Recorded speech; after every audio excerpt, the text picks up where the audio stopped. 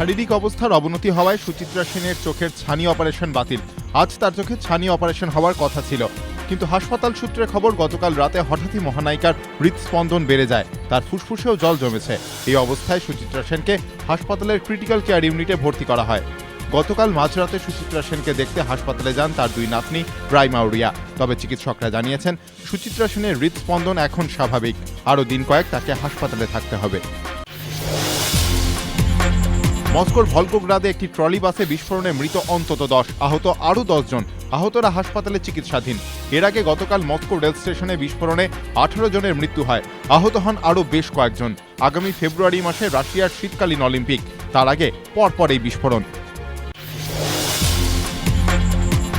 Congress BJP দুদলকে হারানোর ডাক দিয়েই লোকসভা ভোটের প্রচারে ঝাঁপানোর সিদ্ধান্ত নিয়েছে সিপিএম।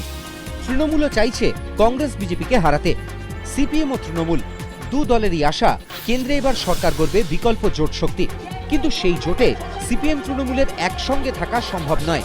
তাই দুদলই চাইছে অন্যকে জোটের বাইরে রেখে নিজেরা নিয়ন্ত্রক হয়ে উঠতে। এই প্রেক্ষাপটে তৃণমূল ইতিমধ্যেই ঘোষণা করেছে এবার তারা সিপিএমের শক্ত ঘাঁটি কেরল ও ত্রিপুরাতেও লোকসভা ভোটে লড়বে।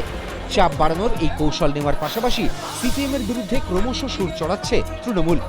রবিবার বর্ধমানের একটি সভা থেকে মুকুল রায়ের কটাক্ষ, লোকসভা ভোটের পর জাতীয় রাজনীতিতে অপ্রাসঙ্গিক হয়ে পড়বে সিপিএম। স্কি করতে গিয়ে মাথায় চোট, আশঙ্কাজনক অবস্থায় হাসপাতালে 7 বারের ফর্মুলা 1 বিশ্ব চ্যাম্পিয়ন মাইকেল শুমাখার। গত বছরই পেশাদার সার্কিট থেকে অবসর নেওয়া জার্মান চালক ফ্রেঞ্চ আল্পসে ছুটি কাটাতে গিয়েছিলেন। বরফ ঢাকা মেরিবেলে স্কি করতে গিয়েই মাথায় গুরুতর চোট পান শুমাখার। তাকে নিয়ে যাওয়া হয় গ্রেনোবেলের হাসপাতালে। যে রিসর্টে শুমাখার ছিলেন সেখানকার ডিরেক্টর ক্রিস্তফ জার্নিনো লেকথে অবশ্য চোট কতটা গুরুতর বলতে পারেননি। ফেরারির হয়ে বিশ্ব খেতাবের রেকর্ড গড়া 44 বছরের জার্মান কিংবদন্তি 2012-এ অবসর নেন মার্সিডিজের ফর্মুলা 1 দল থেকে।